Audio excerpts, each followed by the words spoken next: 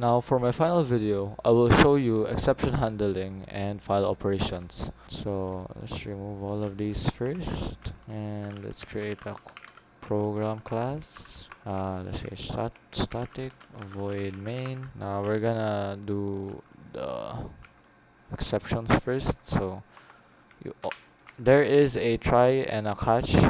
Whenever you're doing exception handling, there will always be try, catch, and finally. Try is the block that contains the code that might throw an exception. The catch block is used to handle specific exceptions, and the finally block executes whether an exception occurred or not. This is often used for cleanup. So let's show all of that. We should make a path to the file, which is string path.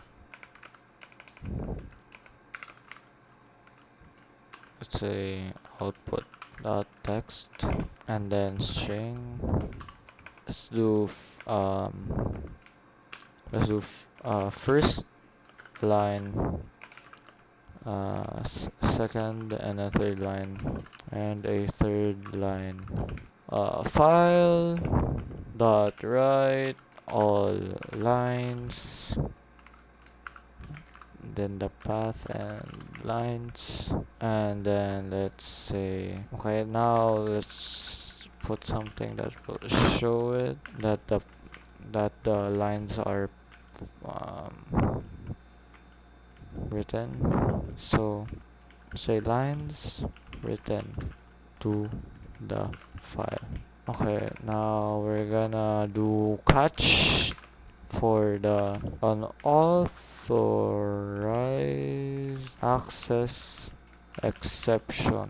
Here we're gonna write the error: you do not have permission to write write to the file.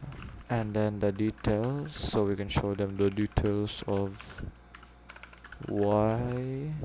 Now let me just write all the possible catches. Now after we've written all the catches, you can put the finally to catch. For the cleanup, this would be console dot execution of file writing is complete. There you go.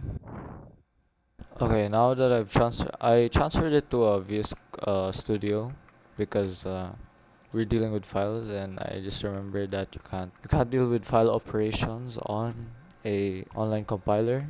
So now running this code, it's all the same that we did earlier. Let me show you the output real quick.